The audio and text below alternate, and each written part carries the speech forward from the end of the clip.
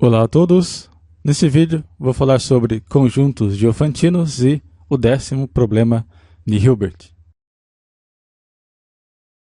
Muito bem, no ano de 1900, no segundo Congresso Internacional de Matemáticos, o matemático alemão David Hilbert propõe uma lista de 23 problemas matemáticos que, segundo ele, seriam problemas que poderiam fazer avançar a própria matemática.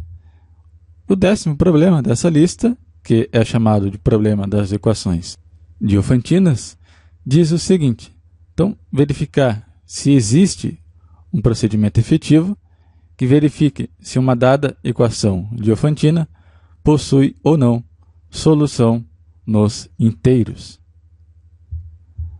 Bom, no ano de 1970, o matemático russo Yuri Matiasevich, utilizando, é claro, todo o esforço anterior de matemáticos como a Julia Robinson, o Hilary Putnam e o Martin Davis, ele vai demonstrar que a resposta ao 10º problema de Hilbert é negativa. Ou seja, ele vai demonstrar que não existe um algoritmo, um procedimento efetivo que consiga responder se uma dada equação diofantina qualquer possui ou não solução. Ele vai fazer isso através de uma redução, por assim dizer, ao problema da parada do Alan Turing. Então, nesse vídeo eu vou dar a ideia geral de como ele obteve esse resultado. Muito bem, então, primeiramente, o que é um polinômio? Um polinômio com coeficientes inteiros nas variáveis x1, x2 até xn é uma soma finita de expressões do tipo CI, V1, V2 até VJ, em que os coeficientes CI são números inteiros e VK são variáveis. Então, por exemplo, π de xy igual a 2x ao cubo, y ao quadrado. Ou, um outro exemplo, π de xyz igual a xy mais 3z ao quadrado. Então, um polinômio é uma soma finita de expressões que envolvem variáveis e coeficientes. Muito bem. E uma equação diofantina, então, nada mais é do que uma equação do tipo P igual a zero, em que P é um polinômio com coeficientes inteiros, conforme a definição anterior. E um conjunto D, ele é diofantino, se somente se existe um polinômio, uma das variáveis desse polinômio é uma variável x, tal que x pertence a D, se somente se existem valores inteiros y1 até yj, tais que p de x, y1 até yj é igual a zero. Então, quando eu tenho um conjunto diofantino, a gente tem um polinômio associado, de tal maneira que a gente consegue determinar se um número pertence a esse conjunto, determinando se existem valores para os quais um dado polinômio, esse dado polinômio associado, pode ser zerado, digamos assim, ou se a equação diofantina associada a esse polinômio possui solução nos números inteiros. Então, aqui é que vai estar a grande questão do 10º problema de Hilbert. Porque, veja, determinar, então, se um dado elemento pertence ao conjunto diofantino é determinar se uma dada equação diofantina possui ou não solução nos números inteiros. Sendo assim, se existisse, então, um algoritmo para determinar se uma dada equação diofantina possui ou não solução, significa que existiria, portanto, um algoritmo que consiga decidir sempre se um dado número pertence ou não a um conjunto diofantino. Então, guardem bem essa ideia, porque ela vai ser importante depois para demonstrar que não existe, na verdade, esse algoritmo. Muito bem, então, antes de prosseguir, vou dar um exemplo de um conjunto diofantino. Então, o conjunto dos números pares, que eu chamei de H, é um conjunto diofantino. Então, veja, a gente vai considerar esse polinômio p de xy igual a x menos 2y. Note que, se x pertence ao conjunto H, se eu tomar y igual a x sobre 2, o que vai acontecer? Esse polinômio será igual a zero. Portanto, existe um y, que é justamente x sobre 2, para o qual p de xy é igual a zero. Então, a gente demonstrou que, se x pertence a H, então existe um y para o qual o polinômio associado é igual a zero. E, por outro lado, se existe um y tal que p de xy é igual a zero, então veja, x menos 2y é igual a zero. Isso implica que x é igual a 2y, ou seja, x é um número par, porque ele é justamente da forma 2 vezes alguma coisa. Portanto, ele pertence ao conjunto H. Então, ali do lado esquerdo, a gente demonstrou que, se x pertence a H, existe um y tal que o polinômio associado é igual a zero. Do lado direito, a gente demonstrou que, se existe um y tal que o polinômio seja igual a zero, então x pertence ao conjunto H. Então, a gente conclui que o conjunto H dos números pares é um conjunto diofantino. Muito bem. Então, o que vai nos permitir uma resposta negativa ao 10º problema de Hilbert é o seguinte resultado.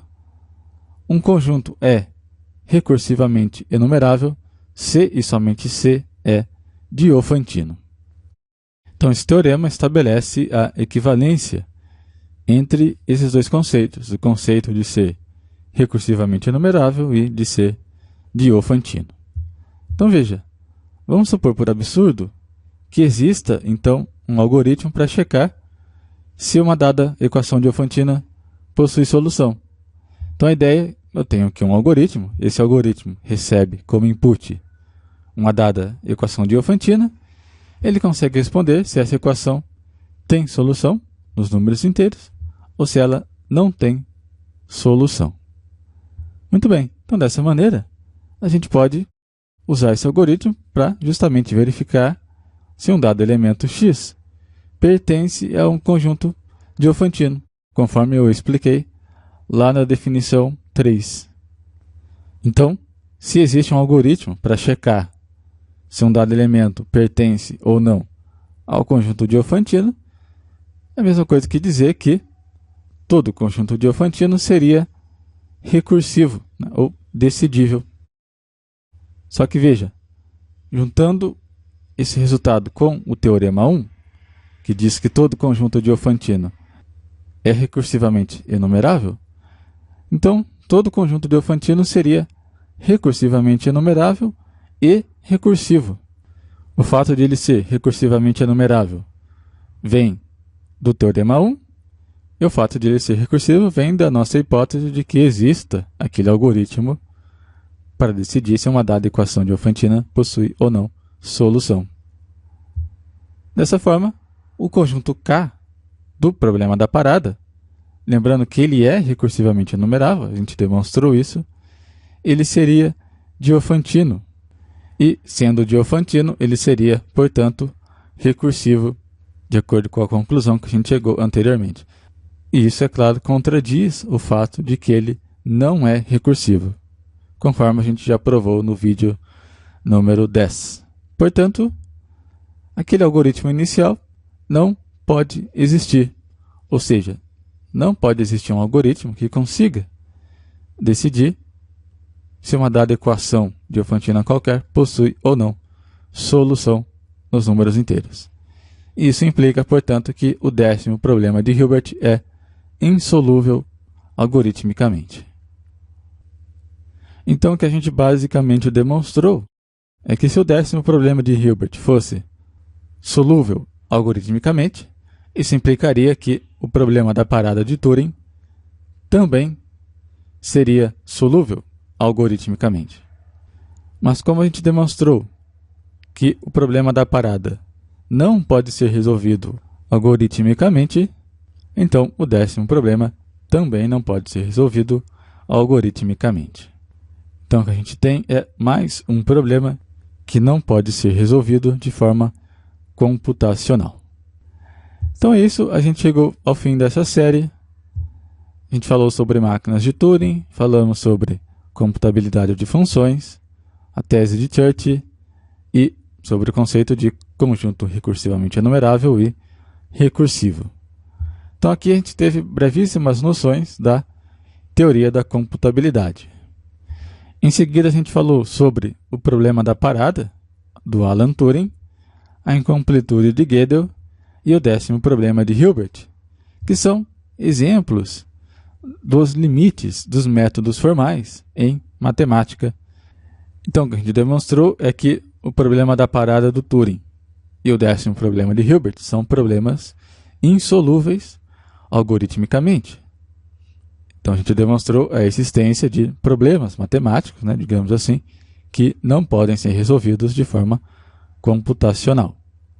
E a incompletude de Gödel nos mostra também que essa forma particular de desenvolver a matemática por meio de sistemas formais possui certas limitações intrínsecas a ela também.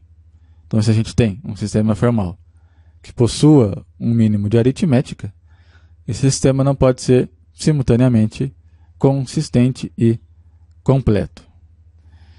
Então, com essa série eu procurei dar uma brevíssima introdução mesmo à teoria da computabilidade e alguns resultados importantes que a gente pode encontrar.